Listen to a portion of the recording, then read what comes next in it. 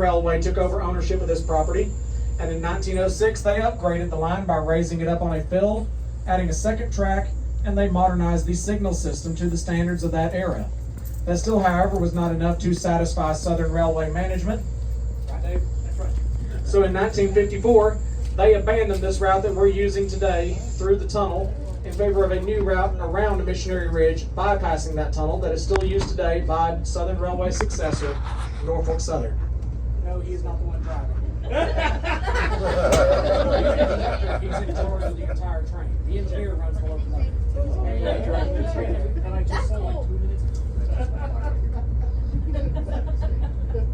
ago. He just tells the guy who is driving what to do. He's like you riding shotgun while he's driving. Yeah, you're in control. I'm just there in the shit. Now, as we get away from Grand Junction here, we are actually traveling in the wrong direction. To remedy that, we are going to turn the entire train around on what's known as a Y track, spelled W-Y-E. You can think of it like it's a giant 3-point turn. We're pulling forward off the base leg of the Y through a switch.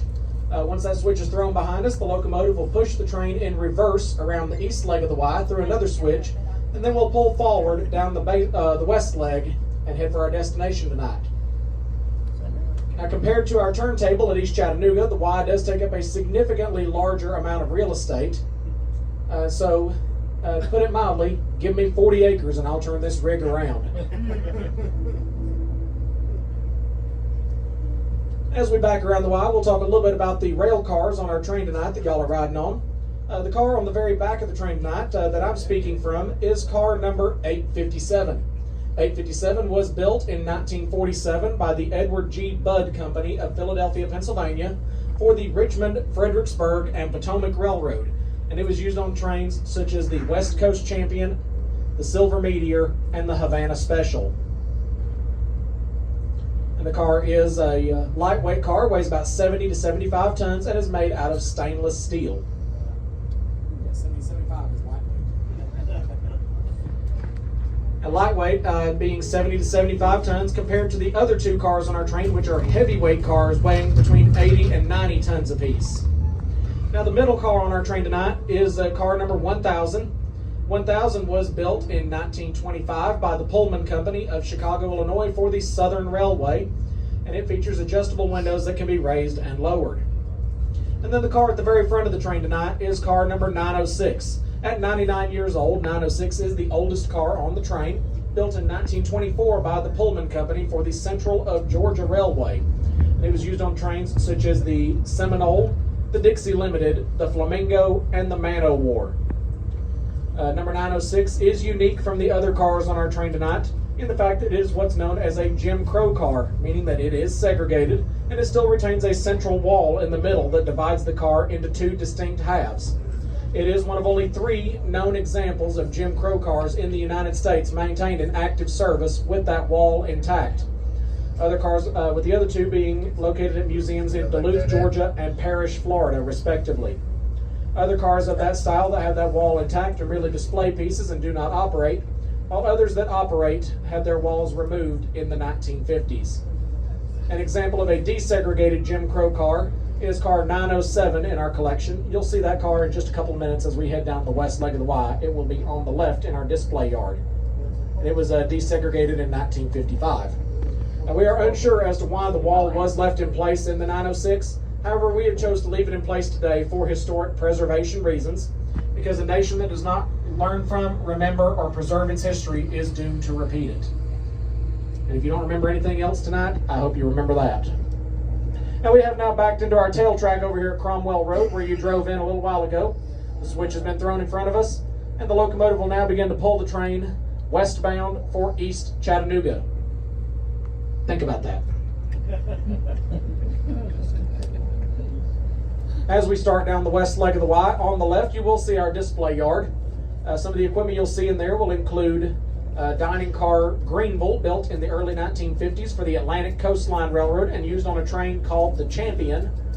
That car is available to be rented out for birthday parties.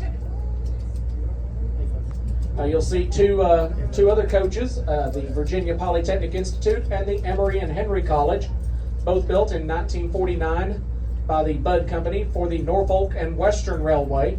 They were used on trains such as the Cavalier and the Pocahontas.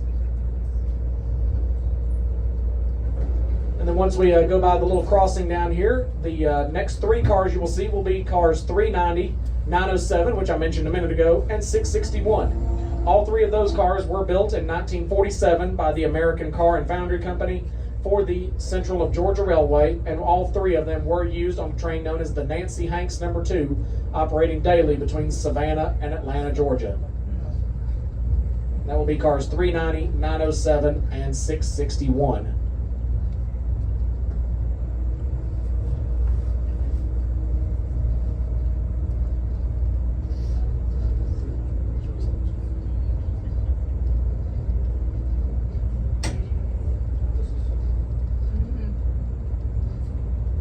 On the left side of the train, as we get away from Grand Junction, you will see what appears to be a gravel road. Now, that gravel road is actually the path of the original 1859 railroad, constructed by the East Tennessee and Georgia Railroad. And as we go along that old road bed here in just a moment, you will see a clearing, and in that clearing is going to be three things I want you to pay attention to. One is going to be the South Chickamauga Creek Greenway, which is about a 13-mile long walking and bicycle trail that runs from downtown Chattanooga over to Camp Jordan at East Ridge. You'll see a piece of railroad track constructed on the original grade, and then you will also see a tree with a yellow stripe painted on it, indicating the high water mark of the flood of 1867, in which the waters of South Chickamauga Creek rose to a point 9 feet above the railroad. Once we go by the flood memorial, we will cross our longest and highest bridge over South Chickamauga Creek at 65 feet high and 360 feet in length. Now, upstream to the left of our train is the modern Western and Atlantic Railroad Bridge. Downstream to the right is the Tyner Branch and Lightfoot Mill Road. Now, the Tyner Branch was initially constructed in 1942 by the Nashville, Chattanooga, and St. Louis Railway to connect the Western and Atlantic Railroad main line with the Volunteer Army Ammunition Plant here in Chattanooga, where they made TNT from World War II up through Desert Storm. Today, the Volunteer site is now the home of the Enterprise South Industrial Park and the Volkswagen Assembly Plant. Kind of ironic that a plant used to make materials to fight the German army during World War II is now home to a German automobile manufacturing company. Now, our next bridge will be over the Western and Atlantic Railroad. The Western and Atlantic was the very first railroad completed into the city of Chattanooga, being completed in May of 1850. It was built by the state of Georgia, operated by the state of Georgia, and to this day is still owned by the state of Georgia. So yes, you heard me correctly, Georgia does own land in Tennessee, aside from Neyland Stadium. Go Dogs. Now, when this Western Atlantic Railroad was first being built, it almost did not make it to Chattanooga.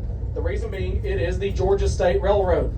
The state of Tennessee didn't exactly like the idea of their neighbor to the south building a railroad across their lines. Can't say I really blame them. I wouldn't want my neighbor building a railroad across my backyard either. But that same gentleman I mentioned earlier, Colonel James Whiteside, using his power as a Tennessee state legislator, secured permission for the W&A Railroad to cross the state line into downtown, where they built a small yard and station. Today, though it is still owned by the state of Georgia, the Western and Atlantic is now operated by CSX Transportation under a lease from the state as their Atlanta to Chattanooga main line, and they dispatch it from their headquarters in Jacksonville, Florida. Now, in April of 1862, the Western and Atlantic Railroad was the target of Union sabotage. That railroad was targeted by a group of 24 men led by civilian James Andrews. These men began working their way south out of Shelbyville, Tennessee on April 7th with plans to destroy that railroad. Along their way south, 2 men had to drop out and join a Confederate unit near Jasper, Tennessee, as they were suspected of being Union spies. Then on the morning of their planned raid, April 12th, 2 other men overslept and missed their train ride back north. So 18 soldiers and 2 civilians in this raiding party boarded a northbound passenger train in Marietta, Georgia, behind a steam locomotive named General. They rode the train north to the town of Big Shanty, which is today Kennesaw. That was a breakfast stop for the crew as well as the passengers. While the crew and passengers were distracted by a hot meal in the Lacey Hotel next door to the depot, these men uncoupled the passenger cars and illegally borrowed the General and 3 freight cars. And they began running north up the W&A Railroad, tearing up track, cutting telegraph wire, and attempting to burn bridges. But one thing they did not count on was a very mule-headed conductor by the name of William Fuller. He started off chasing his stolen train, first on foot, then by push cart, and then on a succession of 3 separate locomotives, finally commandeering a locomotive named Texas near Adairsville, Georgia. Now, the Texas was facing south, so Fuller was forced to chase the General in reverse at speeds approaching 60 miles an hour on a railroad regulated for 15 miles an hour.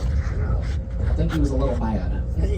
He stayed so close that the Raiders didn't have enough time to complete their sabotage or take on enough fuel and water to make it to Chattanooga, and the General quite literally ran out of steam 2 miles north of Ringgold, Georgia. The Raiders abandoned the engine and fled into the nearby woods, and within a week, all 24 of these men were captured. They were imprisoned here in Chattanooga, court-martialed in Knoxville, and then 8 of them were hanged as spies in Atlanta, Georgia. Those 8 men are today buried in Chattanooga's National Military Cemetery, which is the oldest veteran cemetery in the United States and second largest only to Arlington.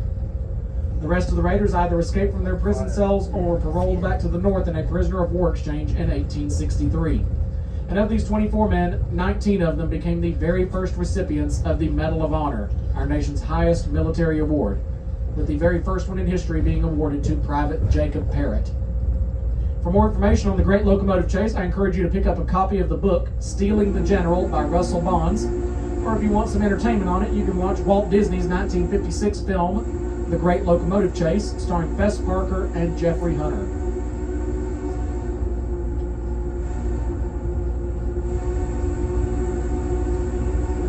Now the sounding of the whistle there means we are on approach to our tunnel. This tunnel is 986 feet long and was completely hand dug.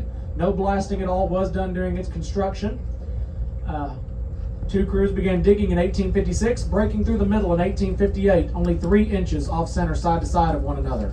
The tunnel was officially dedicated on August 9, 1859, and named Whiteside Tunnel for Colonel James Whiteside. For those of you in our open-air car, please keep anything you value taking home with you inside the windows of the coach, as there are places where there is less than a foot of clearance on either side of this train. That includes, but is not limited to, hands, arms, heads, cameras, children, in-laws, etc. If you're afraid of the dark, just close your eyes. Ladies and gentlemen, 986 feet of pure history. It is tunnel time in Tennessee. Yeah!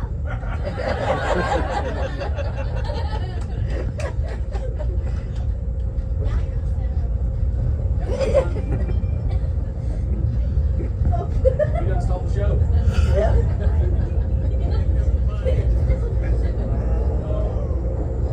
Let's go!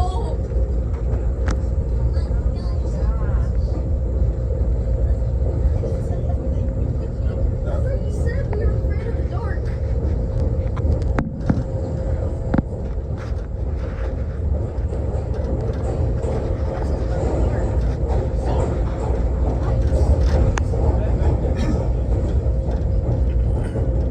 Back when this tunnel was new, all you had was kerosene lamps.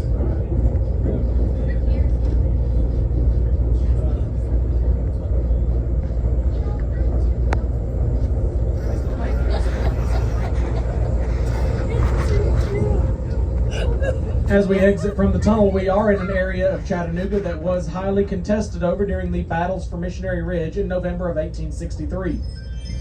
Now, the city of Chattanooga at that time was firmly under Union control, guarded by Union Generals Ulysses Grant, Joseph Hooker, George Thomas, and William Sherman. And the Confederate Army wanted Chattanooga back because of its strategic importance. So they attempted to surround the city on Lookout Mountain and on Missionary Ridge. General Joseph Hooker's Army of the Cumberland first turned his attention to Lookout Mountain in what became known as the Battle Above the Clouds, ending in a Union victory on November 24th, 1863. The next day, November 25th, the Union Army under the command of General Sherman gave their attention to Missionary Ridge and Confederate Generals Braxton Bragg and Patrick Cleburne. And that didn't end so well for the Union Army. They were repelled off of the ridge by the Confederates, and they were then met by General Sherman, who let his men know his displeasure on their failure with words of astonishing vivacity, which tells me I would not have wanted to have been on the receiving end of that butt chewing. The second assault on the ridge began with troops under the command of General George Thomas. Now, this assault was actually unauthorized. General Thomas's men finally just had enough and started attacking the ridge. General Thomas and General Grant observed this assault beginning. Mind you, these two men were not exactly on the best terms at this point. So General Grant remarks, "Mr. Thomas, did you authorize that assault on Missionary Ridge?" To which General Thomas responds, "Sir, I did not." General Grant then says, "For your sake, Mr. Thomas, it had better work." And it did. The Union Army was ultimately victorious at Missionary Ridge, forcing the Confederate Army to flee south back towards Atlanta, pursued in early 1864 by General Sherman and his box of matches as he began his Atlanta campaign and the March to the Sea. Now, during the assault on Missionary Ridge, a young lieutenant colonel, later lieutenant general, by the name of Arthur MacArthur, led his Wisconsin regiment up the side of the ridge with the shout of "On Wisconsin," today one of their state mottos. He also seized the regimental colors from a fallen comrade. For his actions at Missionary Ridge, MacArthur would be awarded the Medal of Honor, and then some years later, during World War II, his own son, General Douglas MacArthur, would be awarded the same medal for his actions in the Philippine campaign. They are one of only two known father-son duos to both be Medal of Honor recipients, with the other duo being President Theodore Roosevelt and his son Theodore Jr. We have had to make just a brief stop to line a switch in front of us. We were following behind our award-winning dinner train, and they're headed off towards downtown Chattanooga, whereas we're curving on into East Chattanooga. So we have had to make just a brief stop to line a switch in front of us. We will have to make a stop again on our way out of East Chattanooga to line it back for the dinner train to follow us up the hill back to Grand Junction. Now, once we arrive at East Chattanooga, you will have the option to stay on the train if you would like to. However, I encourage you to exit the train with us. Watch your step going down the stairs. You make a left and head for the turntable. We're going to take the locomotive off the train. We're going to put it out on a turntable, and we're going to spin it around so it faces the opposite direction for our return trip to Grand Junction. This is one of the only a handful of places anywhere in North America where you get the chance to see a full-size steam locomotive being rotated on an original railroad turntable. And yes, Locomotive 4501 is the real deal. It is an authentic coal-burning steam locomotive. Over the course of today, we will run up about 55 to 60 miles over the course of running all day today on the local train and the evening Ridge Runner. And the engine will consume about 7 tons of coal and about 8,000 to 9,000 gallons of water.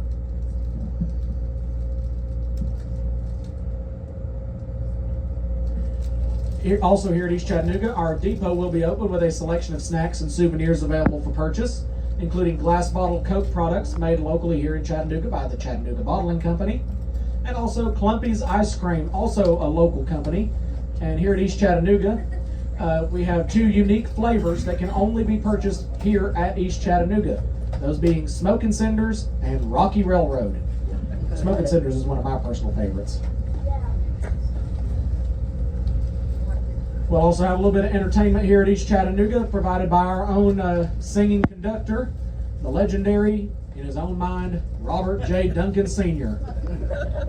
Just remember, our motto here is when Robert is around, if you hear banjo music, you better paddle faster. Our next stop will be East Chattanooga.